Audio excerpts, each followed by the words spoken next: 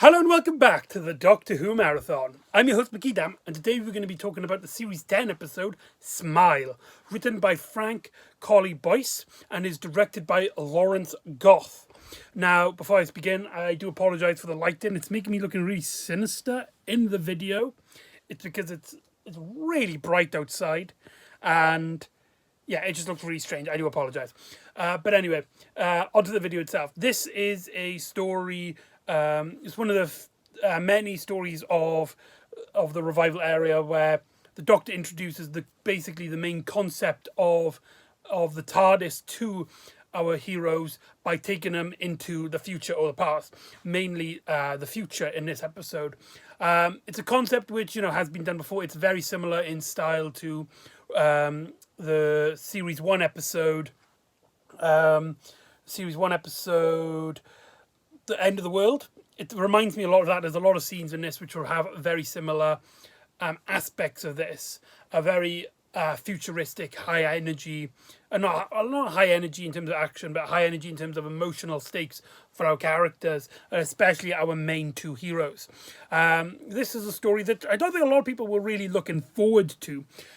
Series 10, a lot of people weren't looking forward to because it had a very kid approach, a very CBBC approach, with a lot of people citing the new companion, Pearl Mackie, as Bill, and bringing back Nardole, who only makes like a cameo appearance at best in this story. This story also introduces emoji robots, robots that talk through emojis, which we'll get onto a little bit, as well as the writer, Frank Colley Boyce. He previously wrote the Series 8 episode In the Forest of the Night, a story which a lot of people weren't too keen on. So there was a lot riding against this story when it began. And I remember me and my friends, we all basically like the pilot episode, but maybe a lot more aggressively towards this one. We're just really looking to just find something that we could just get our grit in and just rant about. This episode seemed to be built up for failure. All of the shots from the trailer seem very bare and dry boned. And as well, the concept of emoji robots with this particular companion does seem to be targeting towards a more child friendly storyline in terms of not approaching just the kids, but really young kids, in a way which it might alienate their older audiences. And I think that was the big issue and the big fear that this episode would develop throughout its story. However, the story actually does a pretty good job at the opening act.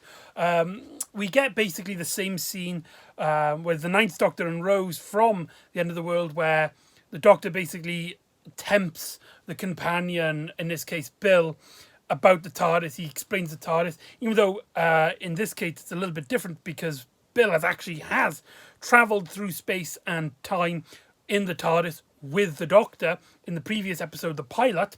Here the Doctor is basically opening up the concept, and with Donna Noble before her, what makes Bill such an interesting character, what makes her very similar as well to Donna, is that new dynamic, is that dynamic of a companion who asks the sort of casual questions which most other normal companions won't. For example, Bill points out that there is chairs on the TARDIS, but they're nowhere near the console. Why didn't you just bring the chairs closer to the console? Why are there no seatbelts? Like, what if you're crashing or something? And how does the TARDIS travel through space and time and stuff? All the usual stuff, as well as some pretty humorous questions. This episode, then before the title sequence hits in, we get introduced to this new world. We actually get a cameo from Minya Anwar, who you might remember better as Geeta. Is it Maria's? I think it's Maria's mother from the Sarah Jane Adventures. She makes a cameo here as like a minor character who basically introduces us to the entire premise of the story. Essentially, these robots on this on this new city. They're basically killing anybody who doesn't smile, who shows any sort of unhappiness. And we see a character just get completely murdered and turned into skull and bones by the Vadas, these micro robot organisms that are controlled by the emoji robots. And what I really like about this episode going into this is just the more casual, slower pace of the adventure. It again reminds me of The End of the World in that case, where the story is mainly just focusing on just introducing us to the two new companions, making it a great episode for a second part in the series. In fact, for the majority of the episode, it's just our two characters, as nobody seems to have survived apart from the robot. And I just love just how the development of these characters just keep going further in. And just the fact that, they just get into this environment and they just ask each other questions, sometimes personal, like when Bill asks the doctor about why he's guarding the vault, and the doctor kind of gives this half-answered advice answer. He says something like, okay, I will tell you, as you think you deserve to know. Well, there was a thing, and then this thing revolved around me guarding the thing that's inside the vault, and so now I have to protect the vault for my life, and now I can't leave the planet. But he also explains about the time machine, and slowly, I also like how slowly it's like a mystery, and it reminds me a lot of classic Doctor Who, where slowly the Doctor and Bill are putting into place. I also like how for the first half of this episode, they don't actually really know they're under threat. The Doctor gets this mystery, this idea that something is wrong here. Essentially, he theorized that this city is a colony of colonization of a new planet, and that the humans haven't arrived yet. These robots, the Vati, these nanobots, as well as the emoji robots, are basically getting everything ready for the humans when they arrive. I do apologize. I don't know what that is, if you can hear it. Sorry about that. The dog was barking, and as well, the next door neighbour started to cutting his grass, so I do apologise about that. But anyway, I do like how, the mystery of the robots and the Vati, that's all like lingering in the background. What I really like about it as well is that the setup of it means that the audience know how dangerous the threat is, and they know exactly how and what triggers these robots to come into attack mode, essentially. But it's not to our main characters, to the Doctor, to Bill. They don't know until about halfway through the episode. This leaves them allowed to breathe and look around the place, and they don't really know the threat, and it's basically like the fly who's flying closely to the web, not knowing it will catch it, and a spider will come and eat it. It's a trap, essentially, and our characters don't know it's a trap until about halfway throughout the episode. Now, most people's criticisms with this episode do go on to the fact that it's just emoji robots, and I will admit, this was something that when I went into the episode was expecting to hate. However, I feel like the actual episode actually does a pretty good job at justifying the emoji robots. Essentially, we learn throughout the episode, which the Doctor theorizes, and as Bill learns, is that essentially these robots were created by humans. However, they were programmed to have a much more simplified understanding of a sort of language of sense. Their language is emoji language, these simplified forms. However, the idea of sadness, of grief, essentially wasn't programmed into the machine. So when it felt someone's sad or someone's grieving, the machine doesn't understand that. Thinks it's these humans are essentially waste. And what does it do with the waste? It essentially kills it and turns it into compost for the flowers and the food source of this colony. And that's such a brilliant concept, because not only is it a scientific trope, the machines turn on their human aggressors, but the idea of the emojis actually plays onto a much scarier form of modern day textuality, where it's basically we simplify emojis is a very simplified form of language, but it could be too simple. It doesn't express so good verbally, and it doesn't go into great detail. Just happy, sad, angry, confused. And because of that, the concepts that these robots can justify is very limited. And so these robots, instead of going, right, emotions, sadness doesn't mean like it's broken. Sadness is just another emotion, and sometimes it's healthy to experience emotions and these sadder feelings so that the happier moments are more happy. No, the robots just go happy, good, sad, bad. Now kill and destroy and use the compost to keep the other happy residents more happy.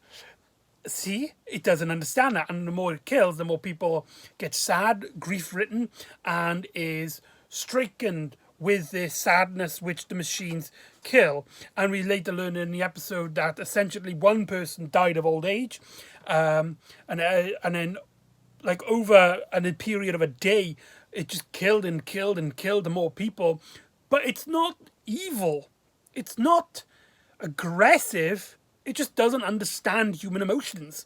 And that's such a great concept for a sci-fi. I love the way it's just played out here. For, say, 3/4 of the episode, the story is actually handling very well. And it's something I actually took me by surprise. I know a lot of people still can't get over the fact it's emojis.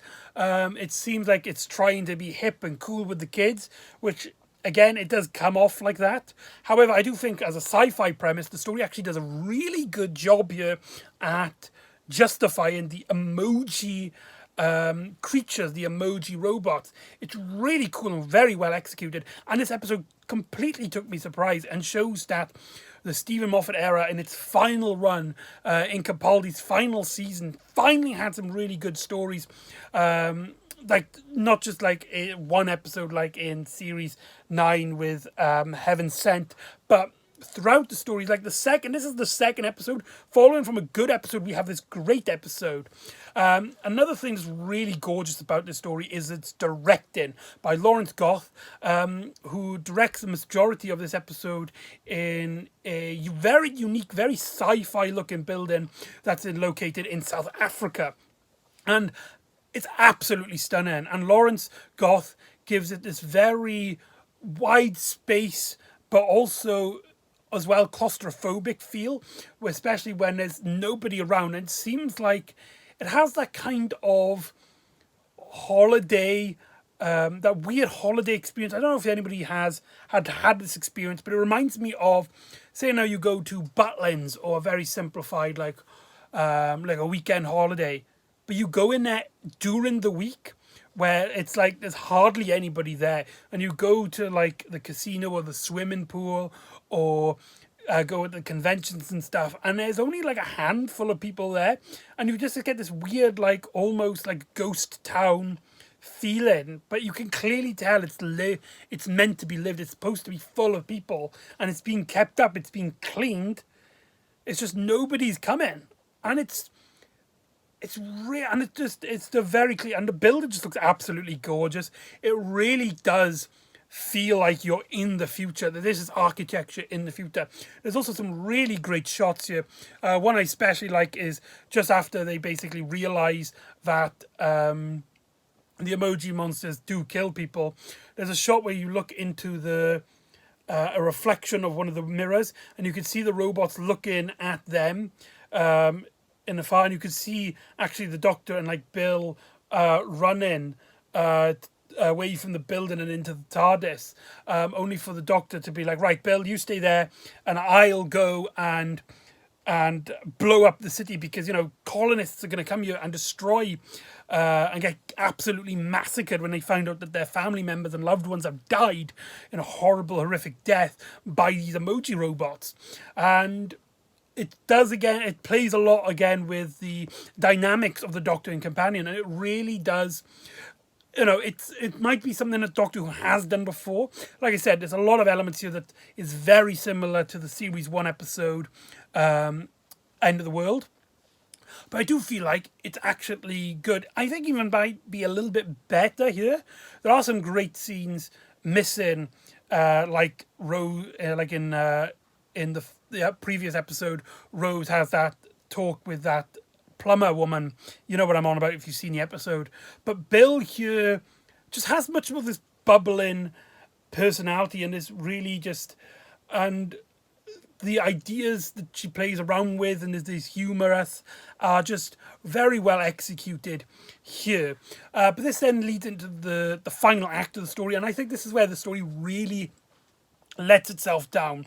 Essentially, the Doctor and Bill find the original ship, that the colonist ship, because the Vardy are these antibodies. They're these nanobots that basically they form the buildings and they make this really cool scientific architecture, but they find like the original ship and the Doctor's about to blow it up, only to find out that humans actually here.